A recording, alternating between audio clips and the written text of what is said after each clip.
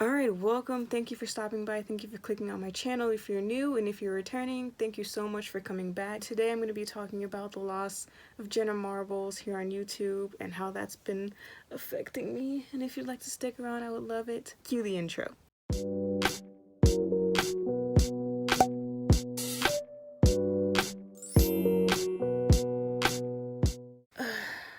I didn't think I would be as affected as I am, but I am. And I want to talk about it. I've already got my brows done. Let's just get into it, because first of all, let me say this. I am so excited. I feel like a whole new person. I feel like breath of fresh air, because I don't feel the pressure anymore to just do a specific kind of content. I feel free. Like, I don't know, I'm feeling brand new. It's like a whole new world. You know, I'm gonna stop, because y'all don't want to hear these amazing vocals. Y'all ain't ready for these vocals, okay? When I really want to throw it down,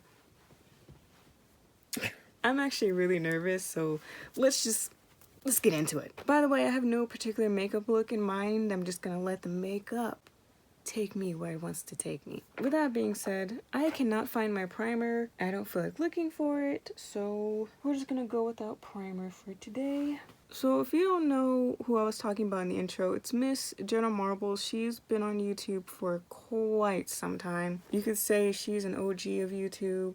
And to be quite honest, when she first started, I knew of her, but I didn't really watch her content because it just wasn't what I was interested in at the time. She did a lot of like skits and a lot of making fun of men and women and relationships and things like that. And that wasn't really my content. It still isn't my content. So I didn't watch her back then. But as she got older, she started doing more, I hate saying relatable because it sounds so corny, but she started doing more relatable content. Just making videos of her and her dogs and just really doing whatever she wanted. She had been on the internet for so long, and she started to just be like, you know what?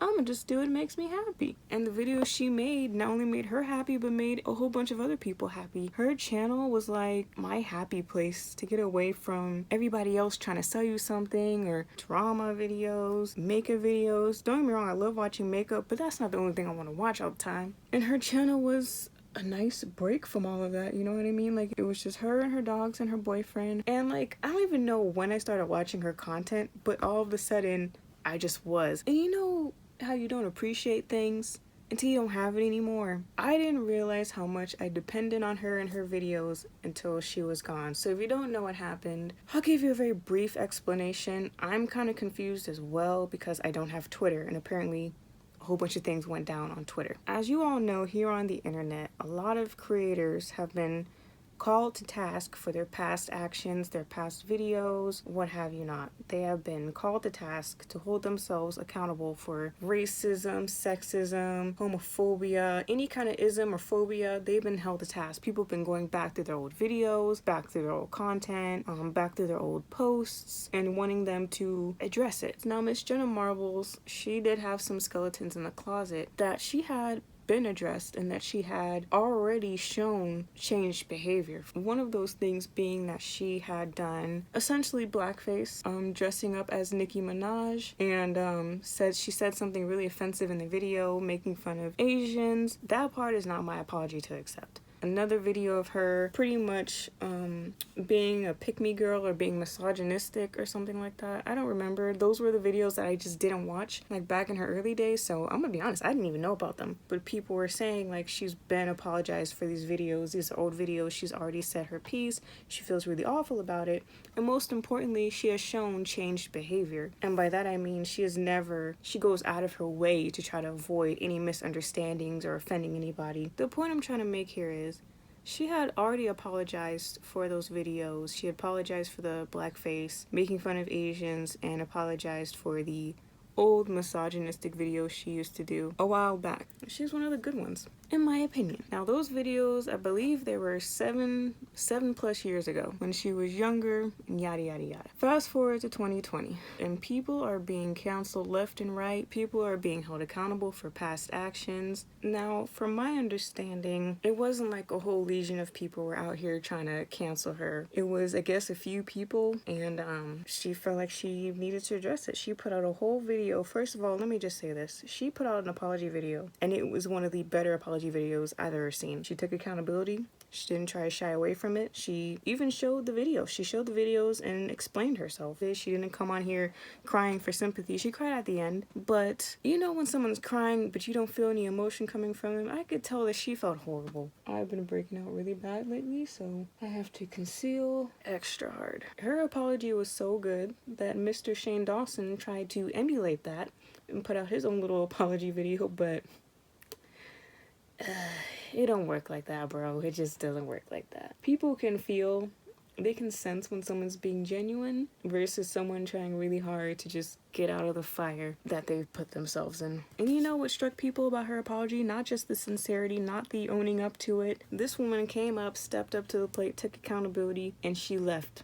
She effectively deplatformed herself. No one was asking her to, no one was forcing her to, no one was guilting her to. She straight up said, look, I've done these things in the past. I hate that I did them. I feel really awful that I did them. I'm ashamed and I'm embarrassed. And I'm gonna go ahead and leave. I don't know when I'm gonna be back, but I'm gonna go ahead and leave for now. It wasn't a ploy to try to get you to feel sorry for her. Someone truly holding themselves accountable. She may not be back from what she said. She may not be coming back. I'm gonna be honest, I was very upset at first because it was like, of all people for y'all to come for, you came for Jenna Marbles, one of the few people on the internet, on the YouTube platform who is so unproblematic. Have you literally goes out of her way to avoid drama, to avoid, you know, hurting somebody. Words cannot express how upset I was when I first watched the video because, mind you, I don't have a Twitter.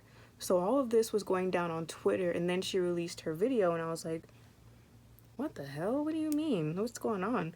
And I watched it, and I was like, what the I was highly upset. Because to me, it was like, girl, you didn't even have to put out this video. We've been know that's not you. Out of all of these raggedy influencers who are constantly disrespecting people, disrespecting cultures, who are constantly in some mess, all the influencers, y'all went after her, caused her to leave.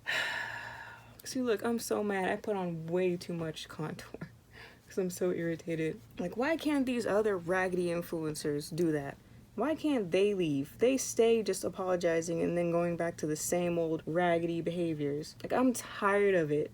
When I tell you I was ready to make a Twitter account just to come for people's necks, I was ready. And she ran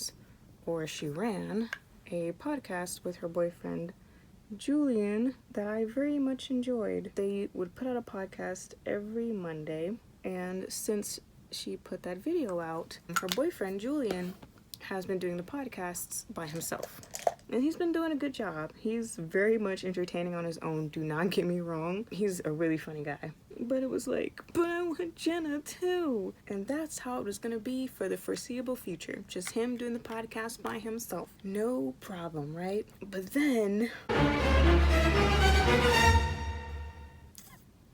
me tell you, it was very much unwelcome news. After she left the first time, I was upset, but then her boyfriend Julian put out, you know, a message saying, hey, I know you guys are upset, however, you know, this is something that she decided for herself. No one forced her to do it. You know, after so many years of being on YouTube, she's just taking a break, taking time to herself, getting help, and all of that. And so I was like, well, if you must, okay. But then they put out that they're no longer doing the podcast.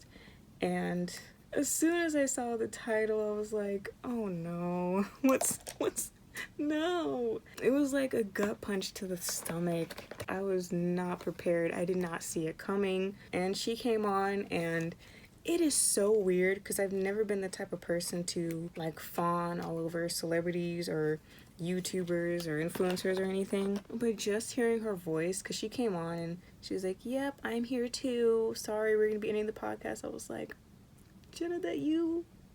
As soon as I heard her voice, I don't know, I got so happy because I was like, I haven't heard it in so long, I haven't seen you in so long, and hearing that you sound okay, it's just like, and it's so weird because I am not like that at all, but it was just really nice to hear her voice and hear that she's okay and she's doing fine. And unfortunately, you know, the chapter is closed for now, the podcast, and she thanked everybody for listening and all of that, thanked the sponsors, and It just really sucked. But again, I can't be too upset because if this is her choice and it's something that will help her and help benefit her, who am I to be selfish and demand that she come back? You know what I mean? Like, so they're done with the podcast. And I love their podcast. I don't really listen to a lot, to be honest with you. And like going back to her apology, and I know she says she doesn't like being called an unproblematic queen, but she was as close to it as one can get here on YouTube.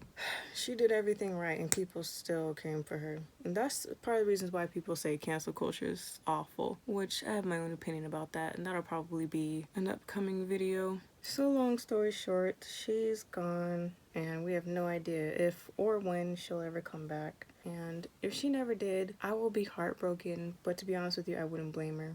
But her videos were always incredibly soothing for me, you know? Like, I knew I could come to her channel and just watch guilt-free, fun, pleasant, light content. Like, nothing too deep, nothing too crazy, just a woman doing fun things in her house. You know what I mean?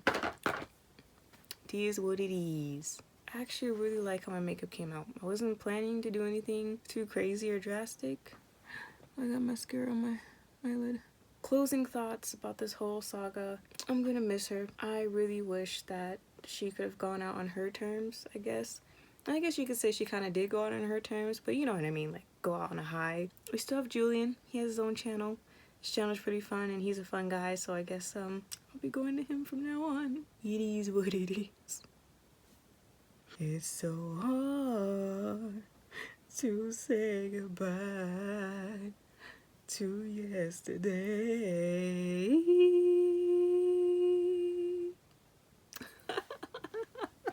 I told y'all were ready for the vocals. I'm sorry, I had to end it on a lighthearted note. Humor is how I deal with things. Check me out on all my social medias, TikTok and Instagram. Maybe I'll get a Twitter one of these days, who knows. But yeah, thank you for watching, thank you for sticking around, and until next time, bye!